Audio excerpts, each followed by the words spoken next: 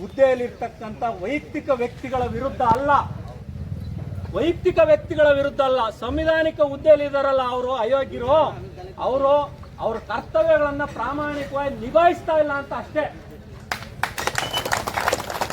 ಕನಿಷ್ಠ ಅವ್ರವ್ರ ಕೆಲಸ ಅವ್ರು ಪ್ರಾಮಾಣಿಕವಾಗಿ ನಿಭಾಯಿಸಿದ್ರೆ ಉಳಿಯಾರು ತುಂಬಾ ಗಬ್ಬು ನಾರ್ತಕ್ಕಂಥ ವ್ಯವಸ್ಥೆ ಬರ್ತಿರ್ಲಿಲ್ಲ.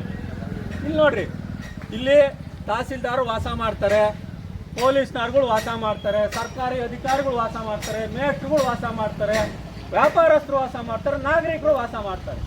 ಇಷ್ಟು ಗಬ್ಬು ನಾರ್ತಾ ಇತ್ತಲ್ಲ ವಾಸನೆ, ಇಷ್ಟು ವಾಸನೆ ನಾರ್ತಾ ಇದ್ರು ಕನಿಷ್ಠ ಯಾಕೆ ಏನು ಸಮಸ್ಯೆ ಆಗಿದೆ, ಏನಾಯ್ತು ಅಂತ ಕೇಳ್ತಕ್ಕಂಥ ವ್ಯವಧಾನನೂ ಇಲ್ಲ ಅಂತಂದ್ರೆ ಅರ್ಥ ಏನು?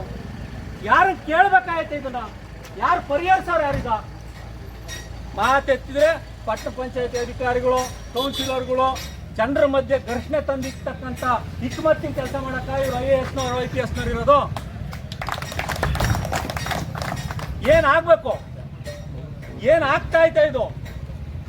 ಯಾಕೆ 7 ವರ್ಷ ಆದ್ರೂ ಇವ್ರ ಯೋಗ್ಯತೆಗೆ ಒಂದು ಕಸ ವಿಲೇವಾರಿ ಘಟಕಕ್ಕೆ ಒಂದು ಜಾಗ ಗುರುತಿಸ್ಕೊಡೋ ಯೋಗ್ಯತೆ ಇಲ್ವಾ? ಈ ಸಂಪತ್ತಿಗೆ ಇವರು IAS ಯಾಕೆ ಮಾಡಬೇಕು, IPS ಯಾಕೆ ಮಾಡಬೇಕು? ಯಾಕೆ ಬೇಕು ಇವರು? ನಮಗೆ ಜಿಲ್ಲೆಗೆ ಜಿಲ್ಲಾಧಿಕಾರಿಗಳು ಯಾಕೆ ಬೇಕು, ವರಿಷ್ಠಾಧಿಕಾರಿಗಳು ಅಂತ ಯಾಕೆ ಇವ್ರು ಬೇಕಾಗೈತೆ? AC ಹಾಕ್ಬೇಕಪ್ಪ ನಮ್ಗೆ? ಹಂಗಾರೆ ಪ್ರತಿದಿನ ಸಂಬಳ ತಾಂತಾರಲ್ಲ, ಇವ್ರೇನು ಕತ್ತೆ ಕಾಯಕ್ಕೆ ಸಂಬಳ ತಾಂತಾರ? ಇವ್ರದ್ದೇನು ಕೆಲಸ?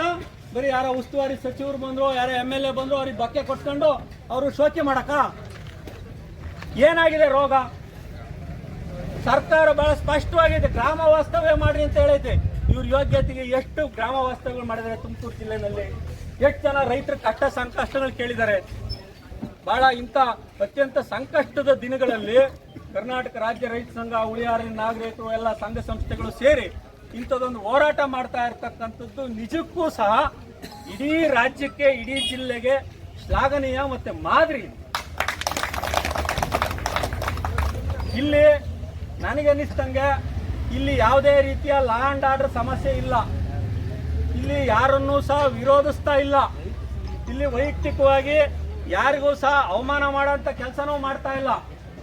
ಆದರೂ ಅನಗತ್ಯವಾಗಿ ನಮ್ಮ ತೆರಿಗೆ ದುಡ್ಡಿನಲ್ಲಿ ಇಷ್ಟೊಂದು ಜನ ಪೊಲೀಸ್ನವ್ರುಗಳು ಹಾಕ್ಕೊಂಡು ಅವ್ರ ಸಮಯನೂ ವೇಸ್ಟ್ ಮಾಡ್ಕೊಂಡು ಅದು ಯಾಕೋಸ್ಕರ ಸರ್ಕಾರಿ ದುಡ್ಡನ್ನು ಹಿಂಗೆ ಪೋಲು ಮಾಡ್ತಾ ಇದ್ದಾರೋ ಈ ಆಡಳಿತ ವ್ಯವಸ್ಥೆನಲ್ಲಿ, ಆ SP ಆ DC ಅದೇನು ತಲೆಯಲ್ಲಿ ಬುದ್ಧಿ ಇದೆಯೋ ಸಗಣಿ ತುಂಬೈತೋ ಗೊತ್ತಾಗ್ತಾ ಇಲ್ಲ.